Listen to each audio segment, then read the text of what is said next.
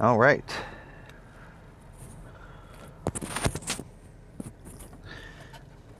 All right. We are officially continuing my testimony story. When I last left off, we were right at the point where I had received my dream from the Lord.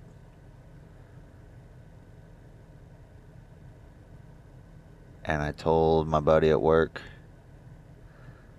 I believe that's where we were at.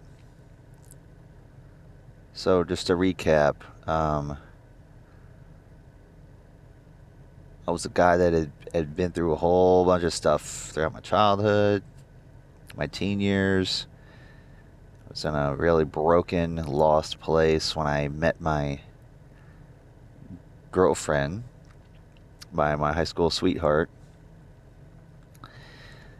And I had found some peace and a purpose through music and trying to make the world a better place,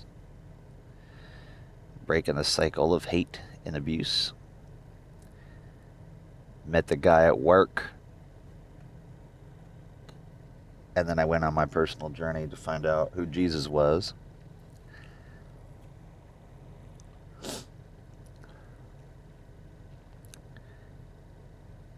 He came over to my house that day that I went to work and told him I believed, and it was March 31st, 2004, at about 7 in the morning, that I prayed my prayer to God, letting him know that I believed that Jesus is the Son of God, God in the flesh, that I believe that he died and rose again to pay for my sins so that I could be connected with God, so I could have access to God. He's the way, the truth, and the life. No one gets to the Father except through him. John 14:6. So, yes, I prayed that. And although I can't say for certain that that was the culmination of my salvation experience, it was what got me. I mean, it was very real to me. Like I had decided I was throwing away everything I knew about my reality, and I was going to rebuild it with what the Bible said. Which, you find new things that you have to change, and the stuff closer to the surface is easier than the stuff that's rooted. And I'm still finding stuff that's rooted, and it's more so tied into past trauma, stuff that I haven't fully processed through the lens of the Bible. So that's just part of the journey. The inner journey for me to understanding the truth and who I am in it has potentially been longer than other people's, because I got in the way. I, for all intents and purposes, stopped and took a break at different times. And that came in the form of a lot of stupid things, getting sucked back into sin, but choosing. I have my accountability on it. I would go back into sin like a stupid idiot.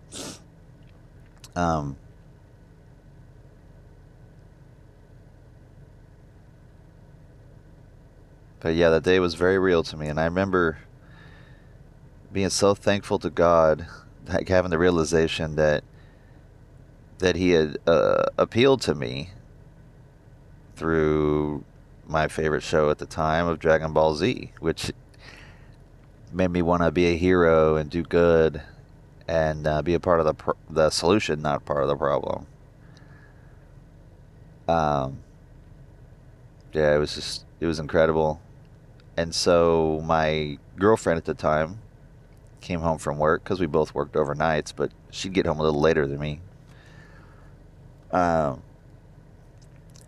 and I told her, I said, and I had told, she had been, still yawning. She had been in on I'd been keeping her up to speed on me, pursuing the truth of God and considering Christianity.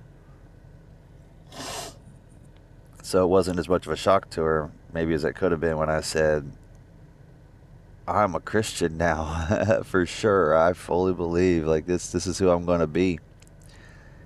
And she knew that when I set my mind on something, that was it. So, yeah. Well, I didn't tell you this. This is before and after kind of stuff. Before that, though, I had taken a turn for the better in my outlook on life and myself. I was very much part of what you would say is like rock and roll party culture type stuff. The movies I watched, the TV shows I watched. I drank, I smoked weed. My weed smoking was not like an everyday thing like some people. But when it came to the weekend after a hard week's work, Friday night I was drunk and high, Saturday night I was drunk and high. Maybe not both nights, but at least one. And I always had weird. It was kind of hard to predict like how I'd react to smoking weed, because sometimes I'd be super chill and sometimes I would have like a panic attack. So I had to really take a step back from the weed. But anyway, I came to the truth of God and gave my life to God. And I had no desire to drink, no desire to smoke weed. It was all gone. It was all gone. And so for the first 4 days after my coming to Jesus moment there, I was as pure as snow.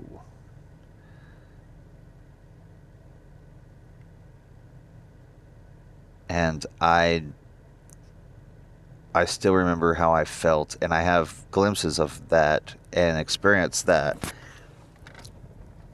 now sometimes, but it's not as often as it would have been or could have been, because I had zero good influence in my life at that time. The guy that led me to Jesus, we had about 2 weeks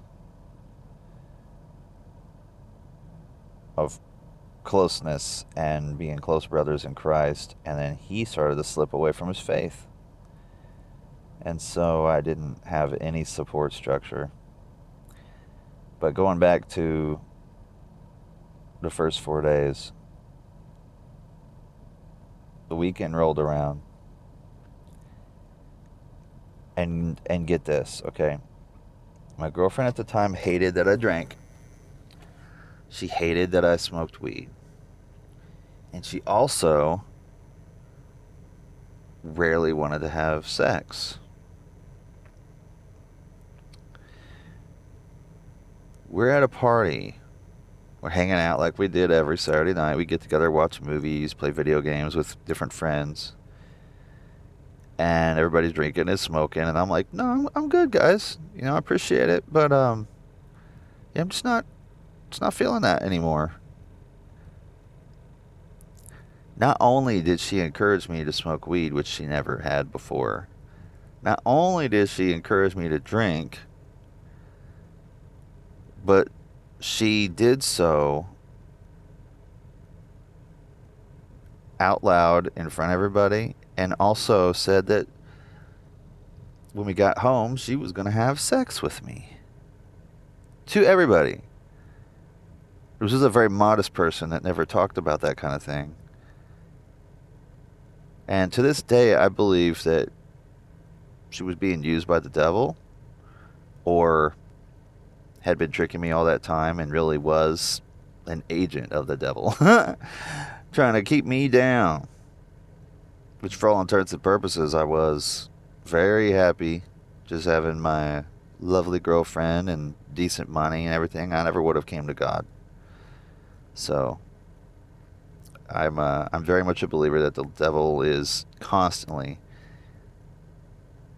trying to keep people from the truth of God, or to cripple people that are trying to serve God. Case in point, me. Let's see what our time is. A couple more minutes. So, I smoked the weed, I drank the beer, had me some great sex. And I was never as close to God to this day as I was those first 4 days.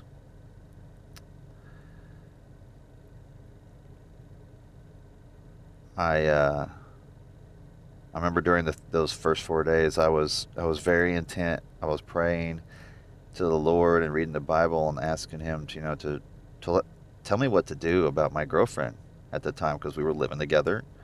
She was not a believer in any way, shape, or form. She wasn't for or against it, from what I could tell at the time. But I knew that I wasn't supposed to have sex with her anymore, and I did, and I cut her off. And when you cut a chick off, she's like, you don't get to do that. That's the way I saw it. That's what we do to you. But that isn't true. That may be true in some instances, but come on, let's be real. So anyway, um,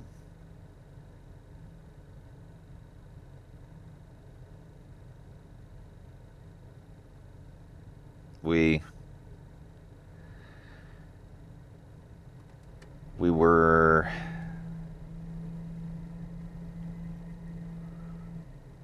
I don't know if we were never meant to be together, or what God's plan was there.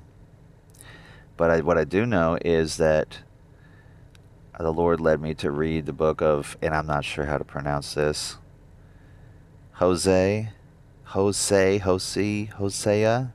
I still don't know how to pronounce it. Been a Christian for since 2004, 15 years. Um,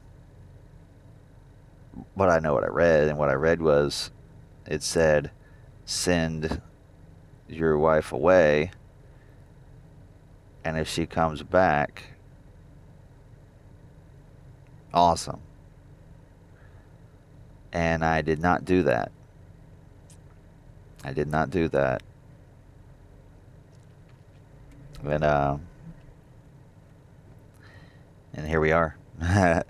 So yeah. Anyway, there's plenty more story where that was all coming from. So I got back into party culture pretty quick, and I went back and forth in and out of it. And the fact that me and her were living together and still having sex, um, I struggled to grow in my faith for that time. Okay, that'll be the end of this part.